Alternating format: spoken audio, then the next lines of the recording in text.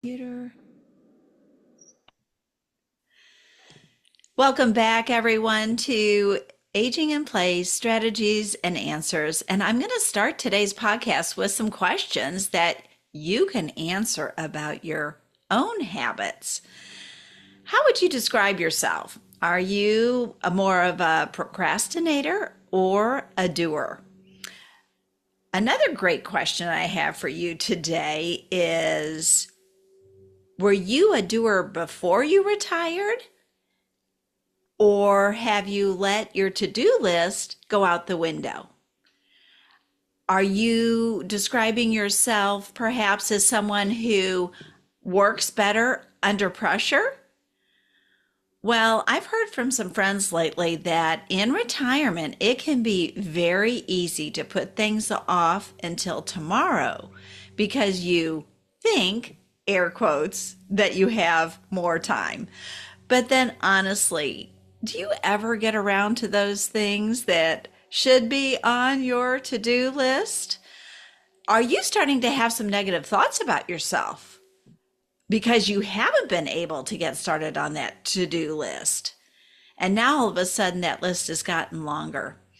Well, my new retirement gifts to those who have started their process of retiring or who have actually worked their last day, I'd like to hand out a new planner to those people because it's time to make new plans. It's time to start thinking about what's next.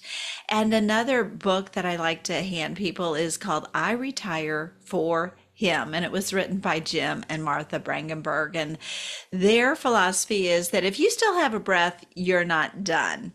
Well, I think those two items can really help people rethink their retirement and start their retirement off correctly by creating a focus, staying on track with what needs to get accomplished from day to day, and then make a plan to explore new options available to them in their longevity and in their new role as a retired person.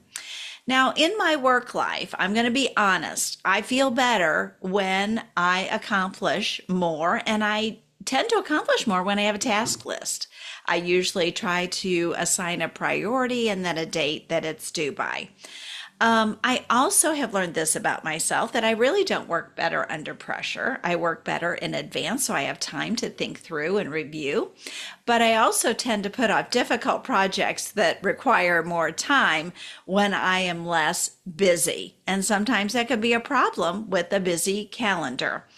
I also tend to put off projects that are huge, where I need a lot of education or I need to get more information in order to even figure out where to begin. So hopefully you found yourself on my list today, but no matter how you describe yourself, you're in luck today because I have Polly Lemire with me, who started her own company at age 79 that is called Thrive After 65. But before I introduce her, I want to give you her bio.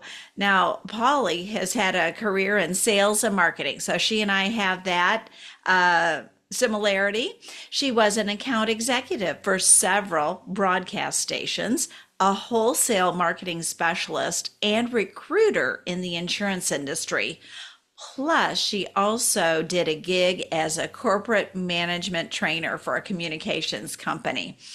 After learning about the groundbreaking research by Dr. BJ Fogg, author of the book Tiny Habits, Polly knew that she wanted to be a certified Tiny Habits coach. And so, for those of you who do not know BJ Fogg, and I didn't know him, he is a renowned behavior scientist from Stanford with over 20 years in research. He has also helped countless people create a happier, healthier life that is easy and fun. Yes, fun. So let me introduce you to my guest today. So, Polly, please say hello to my listeners and tell me how you found out about BJ Fogg and his research and why this is so interesting to you. Well, first of all, Linda, thank you so much for inviting me. I really appreciate having the opportunity to share what I've learned with your listeners. Um, I have long been interested in the field of behavior change and motivation. Actually, for probably now more, I can't believe I'm saying it, more than 50 years. That's Back okay. in It the, just shows your experience. that's right. And back in the 1970s, in the very early days of that company, I was a lecturer for Weight Watchers. And I was quite successful at doing this. I loved the idea of motivating people to give up the martini so you can wear a bikini and all of this kind of thing. And what happened and the reason I left was there were too many times that I saw somebody lose more than 100 pounds and come back a year later with that plus another 25 pounds back. And there was just something wrong. We were teaching people how to lose weight, but there were just no tools around. There was something missing because the incidence of people being able to keep that, there was no way people could not keep that weight off. So they Um, were learning the structure of how to take the weight off, but not how to keep the there weight. So was, that was the right, disconnect. Okay. right. And that's been a problem in the whole weight loss industry since the beginning of time, I am sure. So as a result of that, I became very interested in the whole field of personal development. And I started taking every personal development seminar. I've done LifeSpring, I've done stuff with Tony Robbins, Wayne Dyer, you name it. And I've probably done it or read about it, all the way to neuro linguistic programming and the application to communication styles, everything. About 3 years ago, my daughter sent me this video of a TED Talk by Dr. BJ Fogg. And all of a sudden, the lights went off in my head because what he said was, well, two important things. Number one, the first thing that he said was that you, how can I say this? The most important thing he said was that you can create new behaviors without using willpower. And probably that is the thing that really caught my mind. The other thing was that it's not about the behaviors, it's about the habits. And the problem from Weight Watchers and all the other things that I had studied was that you could teach people new behaviors, but how did you keep it going without using willpower? And so he taught me that little video taught me, number one, that you can change behavior without willpower. And number two, instead of looking at the whole swath of behavior, it's getting down to the tiny little habits that create the behaviors. And when I saw that, it was just a life-changing realization to me that the reason people had failed back 50 years ago in losing weight was because we never taught them new behaviors. And number two, we always assumed that it took willpower and, all kinds of to be able to do that, which made it seem impossible, really, for a lot Yes. of people. Yes, And because people think that I don't have the will to change, or I'm in this cycle, so how could I possibly change? And it really brings it down onto a totally different level, Polly. So I'm so glad you're bringing this out today for all of us. So thank you for doing that. What else I did you think want to the add to other that? thing too is not only do we fail at changing what we want to change, but then we add this extra layer of sort of moral condemnation that therefore I am a procrastinator, or therefore I don't have control over my eating habits, or we add another layer of self-recrimination that should doesn't need to be there. That's life changing, I think. Yeah, yeah, and yeah. and it can really be helpful, and I'm thankful again that you're bringing this up because I feel it's going to change people's thought process just hearing you mention those two items, and there's so much more to the whole process, but it's fairly easy. When you and I had an initial conversation, you told me that you had to apply to get into the course to become a certified tiny habits coach. And I had to laugh when Polly told me that she was not their typical student. Just share a little bit about that for yourself, Well, because the first thing I think I should say is that the first thing that occurred in my head when I thought to myself, I want to show other people this is magic. Can change the whole life of somebody. The first thought that came into my head was, you are too old to start something new. It was what I call an old lady thought. And it amazed me because I've always been, I feel that I'm young at heart. I'm a pretty high energy person. I'm pretty much self-motivated, but it amazed me that even as glorious as I think I am, I have still absorbed these assumptions about aging from our society without even realizing it, because that thought really stopped me in my tracks. And it took me probably a couple of months to actually screw up the courage to call up these people. Because the other thing I assumed was that everybody who was applying probably had a PhD or a master's degree and this kind of thing or that, or they were already certified and this and that. And I felt, well, I'm just, a little old lady. What changed for me, especially after going through the whole process of becoming a coach, was that actually, in fact, I do have a PhD, and my PhD is in life experience. And when I started realizing that, and the more I've gotten into this and gotten to know other coaches, I realized I've got things that other people don't have, and it's experience. And that counts for a lot. And it doesn't matter what the numbers are or how many birthdays I've had. In fact, for the people that I want to talk to, I think probably more attention will be paid to what I say because I am now 82 years old rather than some little 30 something telling you, well, you can lead a better life as an older person, blah, blah, blah. I agree with you on Experience. that. Yeah. And the one thing, anybody who's in sales and marketing and account executive, you're reading people all day long just to see if they've received your message, if they're tuned into what you're saying, and then you're able to kind of change your messaging around so that you can make a connection with that person in some way. But I agree with you, Polly. I'd much rather, I could see myself taking that information from you, knowing that you do have that life experience and that you've seen the failures, not only corporately and in your professional life, but also probably in your personal life too. Areas that, I wish I was doing better in that, but I'm not. So how can I change my behaviors? And then being able to get all this education and all this training.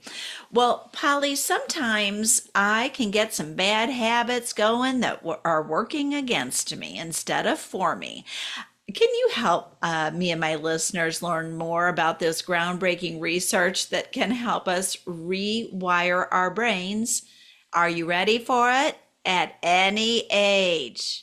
At any Okay. age. So I don't Absolutely. care if you're a senior listening to this, if you're an adult child who's working with seniors listening to this. I don't care if you're professional or how you found this podcast. Polly is going to share how we can help rewire our brains at any age. And I do remember the sentence fun, something about this being fun. Yes. Okay, Yes. go ahead. Absolutely. So I'm just going to use just a classic example as it relates to just procrastination. Hmm. And that would be, especially I've been a caregiver also for about, more than a decade. And a lot of times I would walk into the client's house of the person that I would be taking care of, and on the desk or on most likely the dining room table would Oh, be this yes. huge stack of papers. And that's what I want to talk about and use as an example of how tiny habits can change the way we look at that stack of pile and how we deal with it. Number one, I want to tell everybody who's listening, there is nothing wrong with you if you put off dealing with a pile of paper. There is nothing morally wrong with you. You are not a person who has, no willpower and disorganized. And so the first thing I want you to do is just give up all those bad names that you've been calling yourself. Instead, the question I want you to ask yourself is, what is making this or any overwhelming situation, what is making this hard to do? And I'll tell you what's making it hard to do. It's not the pile of paper. It's that each piece of paper represents a decision. Yes. And if you pick up that piece of paper, then there's maybe other decisions you're going to have to make with that piece of paper. Where to put it? Are you going to keep it? Are you going to throw it away? What other steps have to happen because of this piece of paper? So it's not the pieces of paper, it's all those decisions. And what happens is our brains jump forward to the end. We skip ahead and we think, oh my gosh, when I look at this this pile of papers, it will take forever to get all of these pieces of paper done. I'll never get it done. It's way too much for me. Our brain does that because our brain has a negative bias. Ever Okay. since the dawn of time, our brain has been training to look out for the negative things in our life. So it's always looking for the negative outcome. That's just its, and that's just its way of protecting us. It doesn't mean that we are negative. It just means our brain has a negative bias. Okay. And once we understand that, then we can take a look and say, well, wait a minute, wait a minute. What is making this hard to do? Well, I'm overwhelming myself with thinking I have to do all these decisions and take care of all of these pieces of paper at the same time. We don't have to. All we have to do is start by creating a tiny habit. Okay. And this is what a tiny habit is. This is the secret. This is the secret, folks. Right. Right Number here, right one now. is to set up a prompt. Not a sticky note, not a reminder on your phone, but something from your own behavior that's going to be there every day that will remind you it's time to look at a piece of paper. Okay. So an example of a prompt would be after I finish my breakfast, or after I take the dog for a walk, or after I have my lunch. Though that is a prompt, okay? And it's tied to your own behavior because it's always there. Okay. It's always going to be there. So first of all, you have to have a prompt. And I'm going to use after breakfast. All Then right. you have the action. And the action is a tiny action, a teeny action. It's one piece of paper. Okay. All you have to do after breakfast is say to yourself, after breakfast, I will pick up one piece of paper. Okay. Now, you may simply pick up that one piece of paper and decide to put it in the wastebasket. You may simply look at it and write down the next step, or you may simply look at it and put it back down. That's all you have to do is pick up that piece of paper. Okay. Anything else that you do with it is a bonus.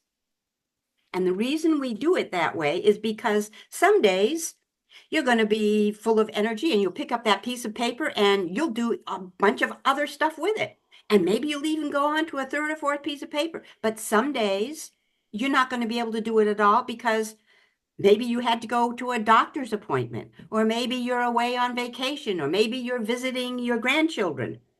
But when you come home, that prompt after breakfast is still there. Okay. And then you go and you look at the one piece of paper.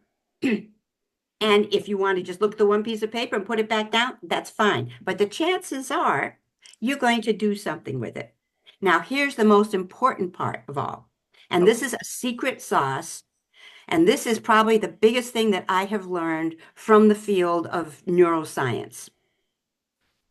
When you pick up that piece of paper and you've done what you said you were going to do, which might be just looking at it, the next step is to celebrate that you did it. Okay.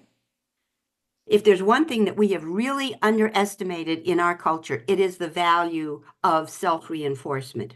Because when you celebrate that you did that thing, yay, I did the piece of paper, good for me, woohoo. Or even if you just smile and say, I did what I said I was going to do. I followed through on my And prompt and my, I yeah. took my action. What the celebration does is it releases a little small dose of dopamine in your brain. Okay. And that makes your brain say, ooh, ooh, I like that feeling. I want to go and do it again. And if you don't believe me, if anybody who's listening to us today, this morning, this afternoon, whenever you're listening to us, if you've ever had the experience of scrolling through Facebook or scrolling through TikTok or playing a game, do you know why you keep on doing it and time flies? Because every time you finish the game or go on to the next thing, dopamine is being released and your brain says, ooh, I want to do more. So you do more and more and more and more. All right. It's the same thing with habits. When you celebrate that you did the habit, your brain is automatically going to want to do more. And the celebration can be, for me, it's always, I like to do a big celebration. Okay. However, your brain does not know the difference between celebrating that you just won freestyle swimming in the Olympics, climbed Mount Everest, or simply picked up the piece of paper. And that really spreads on to the rest of you, that sense of accomplishment. When you start keeping these tiny promises to yourself, your self-confidence grows. Your belief in your own ability to take action grows. And especially as we get older, it's been my experience anyway. It's like there's so much that we have absorbed without even realizing. All those old lady thoughts, they start to disappear because we start believing in ourselves. So our self-confidence grows, our self-esteem grows, our life energy grows. Boy, I can do all kinds of things. I just have to start little tiny, just in tiny little steps, and I can do it. After breakfast. And after that, in fact, when I first built my workshop, I called it Tiny Habits for Joyful Living because you just simply become more joyful. You become more optimistic. You feel more at cause in your life. And if there's anything that I guess that really drives me to do what I'm doing, it's to fight against the fact that in our society, as we age, we tend to shrink. We tend to think smaller. Tend to think of ourselves as being less just because our circumstances have changed, and we don't have to be that way. We don't have to think smaller. We don't have to be smaller. Maybe we have to do things in smaller steps, but we can still do big things. Yes, I was sharing So with Polly before the we chatted online now was that I had taken a tumble. And I said, if it had been a 30 something, nobody would have looked at him twice. But, my daughter the other day, she said, you need to get rid of your high heels. And I'm like, come on now. All I did was fall. But Polly's absolutely right. As a senior, you pull yourself inward. And then your shoulders start drawing inward, and then your head starts drooping. And then you start thinking, I'm old and I cannot do anything. And so then what's going to happen from that point? So, again, being a tiny habits coach, Polly would say to me, Linda, that's an old lady's thought, and you need to stop it right there because you just showed us how to flip that switch, Polly, that negative bias. absolutely, absolutely. And it's by sprinkling your day with small intentional actions and celebrating every time. I celebrate when I park the car parallel parking on this, next to the sidewalk. I celebrate when I actually finish the laundry the same day that I started it. Now, let me know what kind of celebrations are you like applauding yourself secretly? Are you like pumping your I arms? actually go, yes, I did it. Good for me. Especially after exercises, which is I hate doing exercise the most. That was my first tiny habit, was just starting to do exercise. And here's what my first tiny habit prompt was. It was after I finish breakfast, I will put on my walking shoes. That was all I had to do. Okay. And then And what did by you the do end of when the you do first that? week, I was putting on my walking shoes and I'd walk to the front door and back. And in another couple of weeks, I was putting on my walking shoes and, do it. And now I have a whole exercise routine. I have revised it and changed it because every time I'd run into, finding myself not doing it as often as I thought I should, I would stop and I would say, again, what's making this difficult to do? And part of like one of the things that I had to change about my exercise thing, I realized that, how would I say? I look on, this is true confession. I still look on exercise as a waste of time. There's so many other things that I want to do.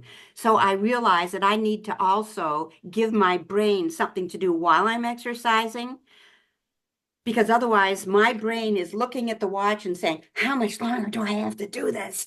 Right, So right. I started listening to podcasts There you like go. yours. Oh, perfect, perfect. So I would say that's one big thing that I've learned and that I teach in my workshop is to, when you come up against something that's difficult to do, don't give up, but start saying to yourself, well, what is making this hard to do? Don't depreciate yourself and saying, why am I having such a hard? Instead, just look at the thing and say, what is making it hard to do? And what new strategy can I come up with that'll make it easier for me? So stop beating yourself up, which Exactly. which I will be honest, because we're true confessions here. Not that we're not changing the name of the podcast, but we're just being honest. It's very Mhm. easy to beat yourself up. Oh, And so when we have the negative bias, then we beat ourselves up. And is there any worse combination than that? oh, So, and then it gets reinforced by our well-meaning children. oh yes, might be some Mom, you should be colleagues. doing this. Mom, you should be doing that. Blah, blah, blah, blah. Okay, okay.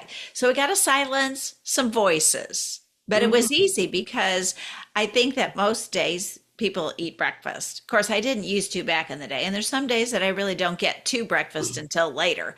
And those would be the days where I'd miss that habit. If I didn't have the breakfast, I'd miss the habit. But that doesn't mean that the next day I do have breakfast, I can't get back on the habit. Right, And right. then to Or really, you can change your prompt. The prompt might be, after I brush my teeth, right. I will do such and such a thing. Yeah, it doesn't have to be a breakfast, but I Right. was agreeing with you that Yeah, that's an easy yeah. one to You can change remember. it. Hmm. Yeah. And then that kind of stops that, negative space of thinking, well, how am I going to fill my time? And then, like you said, we go on to other things, right, that are giving Hmm. us that dopamine. So why not use this in the right way? Well, Right. that is perfect. That's perfect. Now, you just mentioned to my listeners that you were a paid caregiver for over 10 years. Yes. You've had a professional career and then you started your company. So, and you kind of gave us a taste of how you can help older adults, help them find more resilience and satisfaction. The people that you've been working with, what are some of the comments that you hear from them? Are they positive? Are they negative? Are they chewing on it? Are they picking it up and doing? Most people, when they take my workshop, are saying, I'm realizing that I could do things I never thought I could do, that I didn't think I could do before. That's probably one of the biggest ones. Um, there's so many ways in which we stop ourselves. I think I mentioned this earlier as we were talking, the whole idea of positive self-talk. One of the things that I've realized from practicing tiny habits myself is how important that positive self-talk is. We are so used since childhood of looking for for what's wrong. Just as an example, it's and our parents are, even if we had wonderful parents, they still corrected us, or sometimes maybe they didn't give us the praise when we thought we wanted it, and so on and so forth. I can remember I was a preacher's kid. And we would go out to some elegant lady's house for tea, and me and my sisters would be coming home, and we'd be driving back home in the car, and we'd shrink in the back of the back seat of the car because we knew our mom was going to say, now girls, You this had is your what you should be elbows doing. on the And that's what table. You let your saucer rattle. You dropped your exactly. spoon. Yes, exactly, You exactly. yawned. And we have sort of, and as a result, we tend to do this with ourselves. The negative thing, that whole negative talk, it's that in itself is a habit that we've developed. So practicing tiny habits and attaching these little moments of celebration can really turn your life around. And I might be skipping ahead here, but I'm just going to describe one person that I took care of for a long time. Oh, I guess it was about 7 years. When I first came there, this lady had had a stroke. Okay. Uh, Her short-term memory was not that good. She was wheelchair bound. And when I arrived, I can remember one of the first days I was supposed to like help her do her exercises. She turned around to me. She bared her teeth and said, I don't have to do anything that I don't want to do, and you can't make me do it. Yeah, I mean, like, whoo. Wow.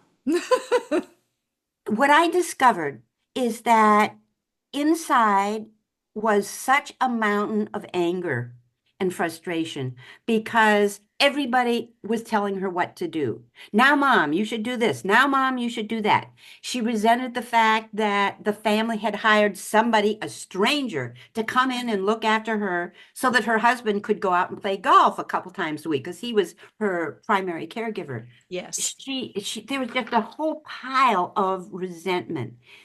There's only one thing that I could do, and that was to help her appreciate everything that she could do. So when we managed to do a wheelchair transfer from the wheelchair, and she had to go to the bathroom and back and that kind of thing, every time I said, "Yay, yes, you did it! Isn't that great? You Yes. did it, and you took your pills. Good for you!" And I just pour on this waterfall of appreciation and good for you, you did it. And with it, it did not happen overnight, but I would say within the year, I don't know if she would even to this day call me by my name. I don't know if she remember, but she would say thank you.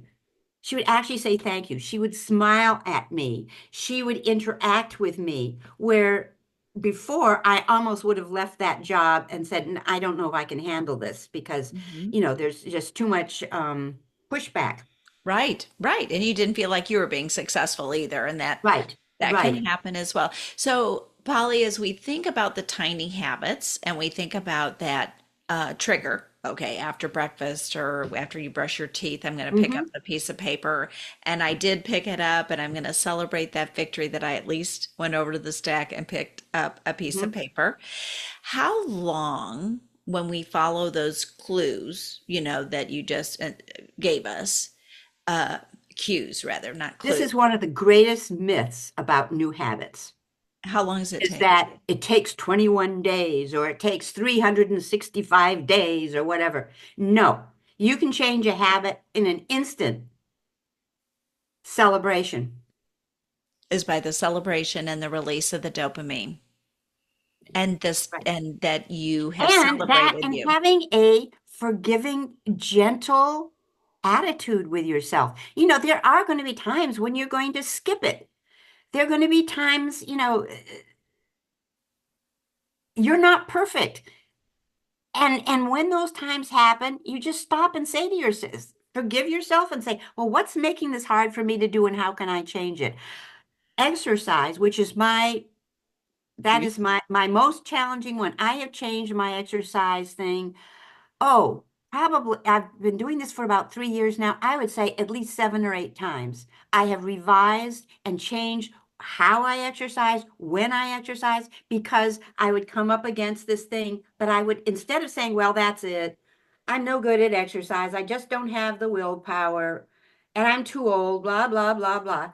Instead, I would say, what is making it hard to do? Well, I realize for one thing, my brain isn't exercise. It needs something to do so that it's not jumping ahead and wanting me to go on to the next task. I learned that I get sort of bored just doing the same thing all the time. So repetitively, yes. I got an app where you're dancing. Um, then I changed it. My most recent change has been this. My goal is to do 20 minutes of some form of aerobic movement every morning.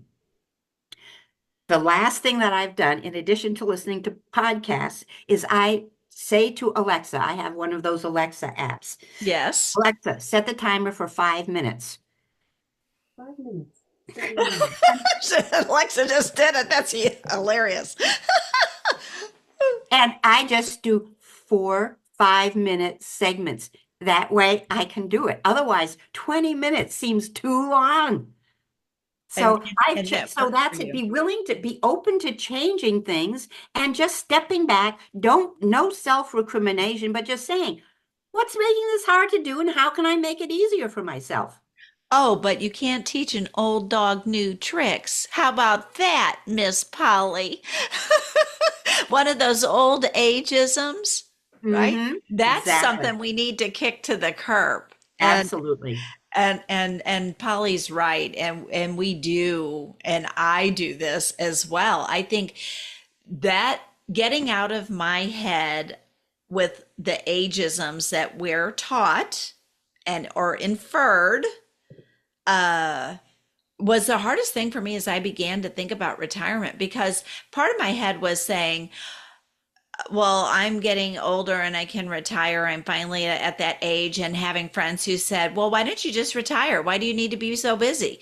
And the other part of my brain saying, what makes me think I can be doing nothing for the next 30 years? If I live to 100 like my mother, this is just not going to work for me. I'm going to be so bored. I'm going to be depressed and all that stuff. But juggling those two parts of my brain that were sending competing messages and letting the right one come through.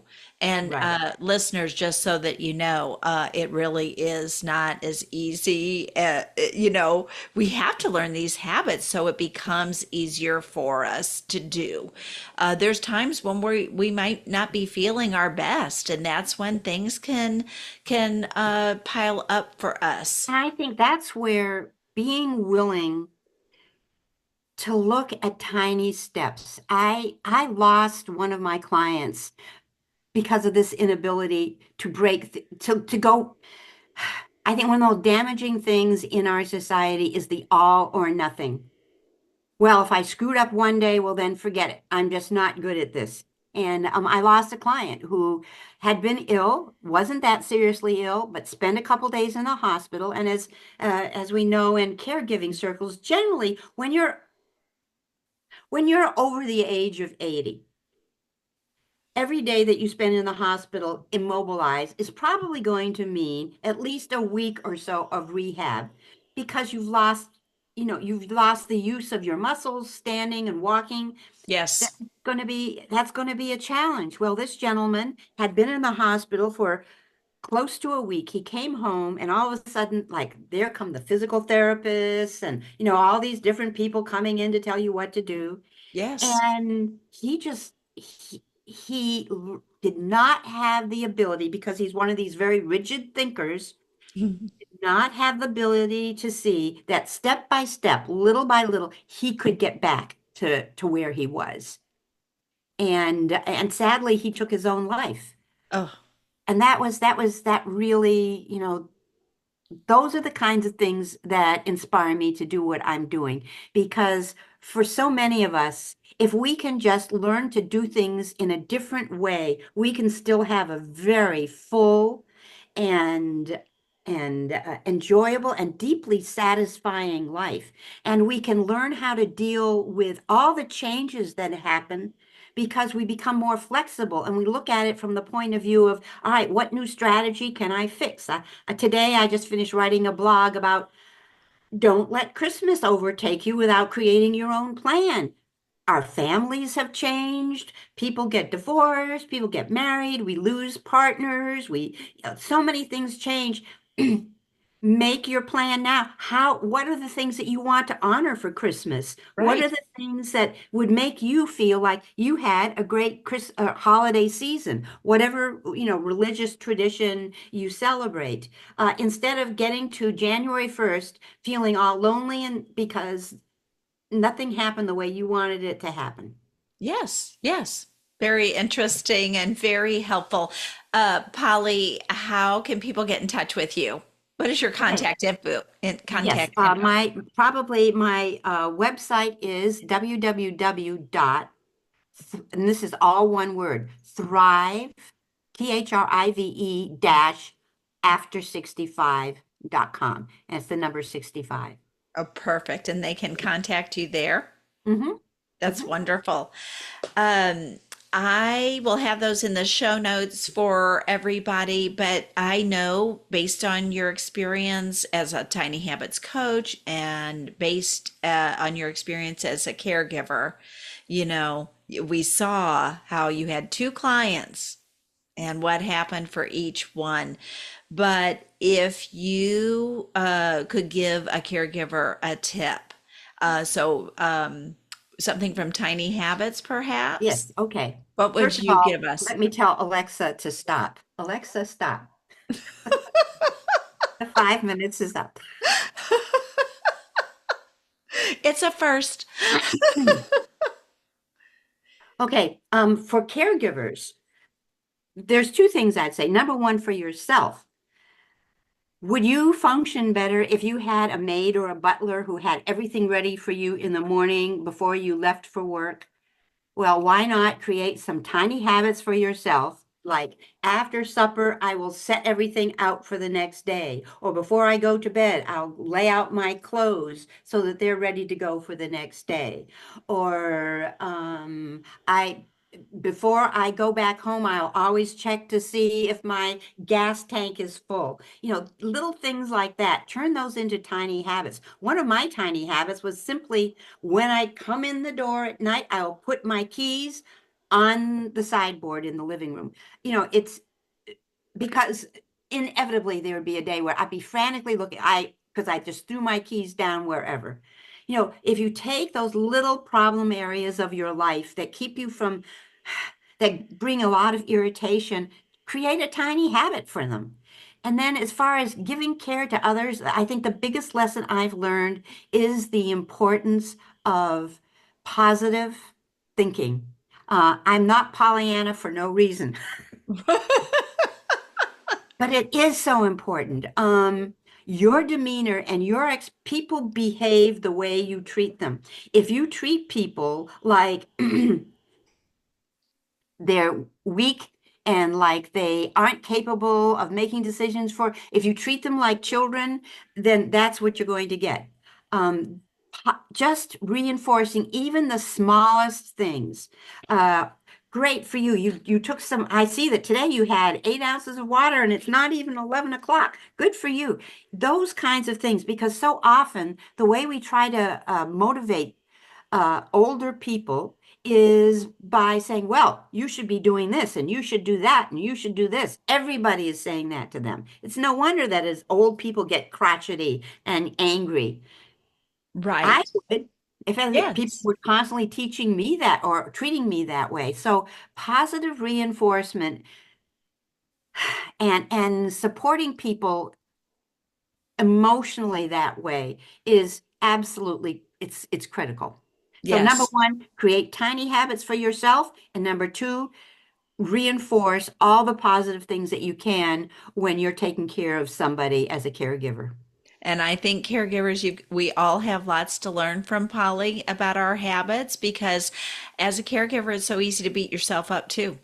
Not Oh only yeah. do we try to beat ourselves up, but then we feel bad when we see our loved ones failing. So let's take these tiny habits and these cues to heart and let's change our thinking and do our best and then celebrate the victories that we see. Even if they're itty bitty, let's go ahead and celebrate them because we want that dopamine to change that negative bias that we have. Thanks so much for being with me today, Polly. I really You're welcome. appreciate you coming on. I appreciate how you're challenging us to rethink on our aging and that I don't care that at 79, you didn't think that you were too old to create a new business for yourself and those Mhm. you serve. So thank you. Thanks, Polly. Oh, you're And, welcome. and listeners, join us again on Aging in Place Strategies and Answers.